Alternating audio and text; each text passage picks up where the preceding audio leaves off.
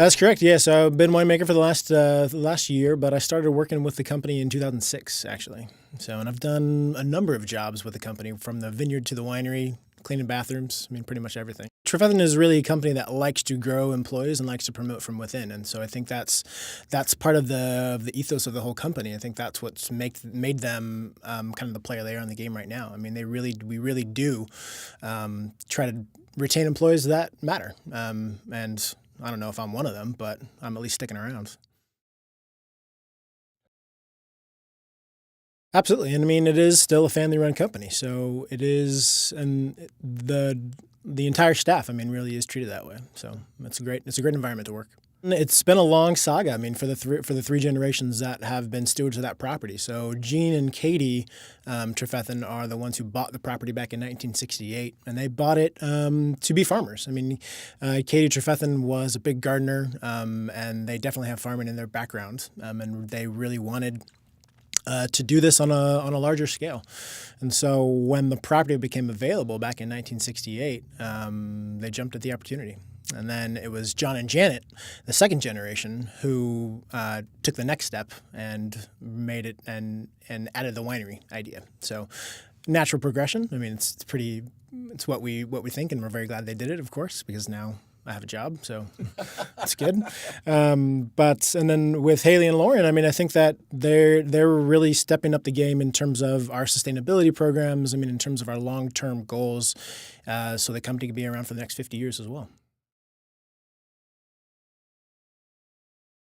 It's a really interesting kind of meeting of both of those things, tradition and innovation.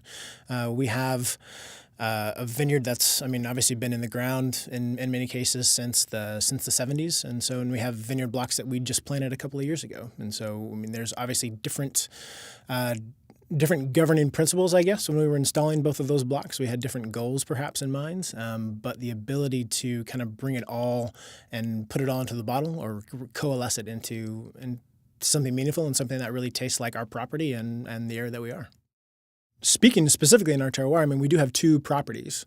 We have the area right around the winery, which is around 450 acres, and we have another parcel up in the foothills of the Mayacamas Range, which is also it's fairly large, about 300 acres, but only 50 of those are really plantable. A lot of it is kind of dense wooded land and very, very steep. There's some natural water springs up there as well.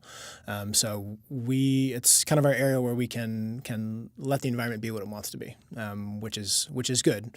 But those 50 acres, those 45, 50 acres that we have up there, are very interesting. Some of the most interesting property that we get to mess around with every year. There's a lot of expenses when it comes to winemaking, and the biggest thing is that, I mean, we see a pretty long delay between the money that we spend versus seeing the return on that. I mean, if we talk about our Riesling, which is probably the quickest to market of all of our wines and a really good lens of every vintage, I mean, that is a wine that we typically pick in September. We ferment it entirely in stainless steel, and we'll bottle it December of the same year, and usually 3 or 4 months it's out in the market. So that's a 6-month turnaround, best case scenario. So even then, I mean, you have bills piling up in that downtime. But when we start to talk about red wines, we start to talk about our upper tier wines. I mean, with Halo Cabernet, for example, which is our top wine that's made entirely from the area in the foothills. That wine is picked. It's in barrel for 2.5 to 3 years, and then in bottle for 2 years before we even release it. So there's a 5-year plus investment in some of those wines. Luckily for us, we had our first vintage in 1973, so that's all in the past for us.